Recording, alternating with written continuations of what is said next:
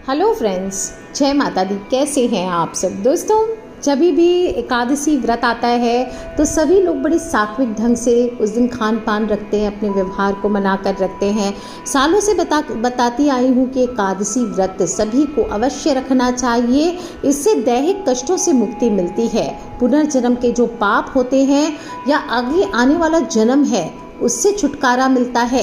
और कहा जाता है कि ये बहुत ही पुराना व्रत है। श्री पद्म पुराण में भी इसका उल्लेख हुआ है कि राजा हरिश्चंद्र जो थे, सभी लोग मेरे तो आइडियल थे एक समय में, बचपन से बड़े इंटरेस्ट से उनकी कहानी सुना करती थी और आप सब भी उनकी कथा अवश्य जानते होंगे। फिर भी आज अजा एकादशी के दिन, क्योंकि उन्होंने इस व्रत को किया था और उनके जीवन के कष्टों से उन्हें मुक्ति प्राप्त हुई थी, इसलिए आज के दिन इसका उल्लेख करना बनता है। श्री पद्म पुराण में कहा गया है कि पुराने समय में राजा हरिश्चंद्र ने स्वप्न में अपना सारा राज्य महर्षि विश्वामित्र को दान में दे दिया था और दिन में सच में महर्षि विश्वामित्र दरबार में आ गए और राजा सत्यवादी हरिश्चंद्र ने स्वप्न के अनुसार अपना पूरा राज्य उनको उस दिन सौंप दिया।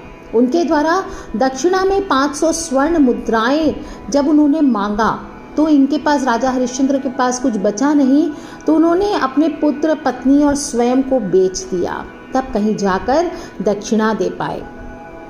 अब जिस चांडाल ने राजा हरिश्चंद्र को खरीदा उसने उन्हें शमशान में नियुक्त कर दिया, जहां उनका काम था कि वो शव जलाएंगे। तो और सिर्फ शव नहीं जलाना है, जो शव जलाएंगे उसके बाद जो परिजन वहाँ आते हैं उनसे शमशान का कर वसूल करेंगे, यानी टैक्स वसूल करेंगे, शमशान का टैक्स वसूल करेंगे। एक रात की बात है, एक स्त्री आई अपने बच्चे को लेकर के गोद में और बच्चे के दाह संस्कार कराने के लिए शमशान में आई। इतनी गरीब थी कि उसके पास कफन के लिए भी पैसे नहीं थे, यहाँ तक कि वो शव को, जो बॉडी थी बच्चे की, उसको भी नहीं ढक पा रही थी। इसलिए उसको ढकने के लिए उसने अपनी साड़ी के कपड़े को फाड़कर उस बच्चे को ढक के रखा था। तब जब वह आई वहाँ पे, तब राजा हरिश्चंद्र अपने कर्म के अनुसार उन्होंने बोला तुम शमशान का कर दो, यानी शमशान का टैक्स दो। एक तो पुत्र मृत्यु का शोक, ऊपर से अंतिम संस्कार नहीं कर पा रही थी उसकी विवशता के कारण, और शव की दुर्दशा की चिंता से वो बेचारी अचानक से बिलख बिलख कर रोने लगी।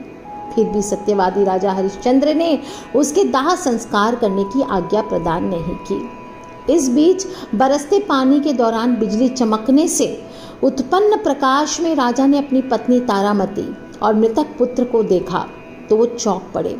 अत्यधिक दुख हुआ उनको, बहुत ही पीड़ा हुई उनके अंतर्मन को और उनकी आंखों से आंसू की धारा निकल पड़ी। पूछने पर पता चला कि पुत्र को सांप ने काट लिया और इस परीक्षा की घड़ी में वे अपने आप को संभालते हुए बोले, जिस सत्य की रक्षा के लिए मैंने अपना राज्य त्यागा है, स्वयं को बेच डाला है, तुम सबको बेच डाला है, उसी सत्य की रक्षा के लिए आज इस घड़ी में यदि मैं सत्य पर ना डटा रहा तो कर्तव्य से चूक जाऊंगा। अतः मैं कर लिए बिना अंतिम संस्कार की अनुमति नहीं दे सकता। तारामती ने बड़े ही संयम से काम लिया और अपनी आधी धोती को फाड़ कर के रूप में देने के लिए उसे जैसे ही राजा की ओर बढ़ाया, तत्काल ही वहाँ पर श्री हरि भगवान विष्णु प्रकट हो गए और बोले, हे राजा हरिश्चंद्र, तुम्हारी कर्तव्य निष्ठा धन्य है। तुमने सत्य को जीवन में धारण करके उच्चतम आदर्श स्थापित किया है, अतः तुम इतिहास में सदा याद किए जाते रहोगे। फिर भगवान श्री हरि ने आशीर्वाद देते हुए उसके पुत्र रोहिताश्व को पुनः जीवित कर दिया और राजा को उसका पूरा राजपाट लौटा दिया। और इस कथा के विषय में ऐसा वृत्तांत भी मिलता है कि राजा हरिश्चंद्र को दुखों से चिंतित देखकर गौतम ऋषि ने उन्हें भादो मास के कृष्ण पक्ष की एकादशी का व्रत विधि विधान अनुसार करने को कहा था, और जब इस एकादशी का व्रत पूर्ण हो गया तो उसके प्रभाव से राजा अपने दुखों से छूट गया। तो बोलिए श्री हरि विष्णु भगवान की जय। पत्नी और पुत्र के साथ उनका पुनर्मिलन हुआ, राज्य की प्राप्ति हुई और सभी पापों से मुक्त होकर अंत में स्वर्ग को गए। तो अजा एकादशी का व्रत अपने आप में बहुत ही चमत्कारी व्रत माना गया है और भादो मास के कृष्ण पक्ष की एकादशी तिथि के दिन यह विशेष व्रत रखा जाता है। और जो भी मनुष्य भगवान विष्णु की इस दिन उपासना करते हैं तो साधक को सभी प्रकार के पापों से मुक्ति अवश्य प्राप्त हो जाती है। भगवान विष्णु की उपासना करने से, उपवास का पालन करने से आशीर्वाद प्राप्त होता है। कुछ करें ना करें, आज के दिन शाम के समय एक दिया जला लीजिए, घर के north east corner of the house में ईशान कोण में एक दीपक जला लीजिए तुलसी के सामने, और वहीं बैठ करके ओम नमो भगवते वासुदेवाय, ओम नमो भगवते वासुदेवाय, ओम नमो भगवते वासुदेवाय इस मंत्र का उच्चारण करें। जिनके पास भी दक्षिणावर्ती शंख है, आप चाहें तो शाम को विष्णु भगवान का अभिषेक कर सकते हैं।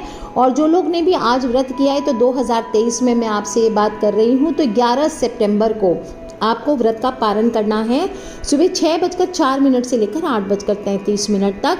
आज का दिन बहुत खूबसूरत है क्योंकि पुष्य नक्षत्र में अजय एकादशी आई है, पुनर्वसु नक्षत्र भी है, वरियान योग है, रवि पुष्य योग है, सर्वार्थ सिद्धि योग है। तो जो कोई भी मांगलिक कार्य आज करना चाहते हैं, कोई डिसीजन लेना चाहते हैं, कोई नया काम करना चाहते हैं, तो आज के दिन आप इस डिसीजन को लीजिए, बहुत ही शुभ दिन है। जो लोग भी कुछ उपाय आदि करना चाहते हैं, उनको 4-5 उपाय बता देती हूँ, आप कर सकते हैं। अजय एकादशी के दिन मनोकामना पूर्ति के लिए बहुत सारे उपाय होते हैं, उसमें से एक है शाम को तुलसी पौधे के सामने दीपक को जलाना। तुलसी के सामने दीपक जला करके आज के दिन आप शाम के समय तुलसी नामाष्टक का पाठ कीजिए, ये बहुत अच्छा है। नियमों का भी पालन करना है। आज के दिन चावल नहीं खाना चाहिए, मांस, मछली, मदुरा, मसूर की दाल, इनका सेवन ना करें, किसी प्रकार का नॉनवेज आदि ना खाएं।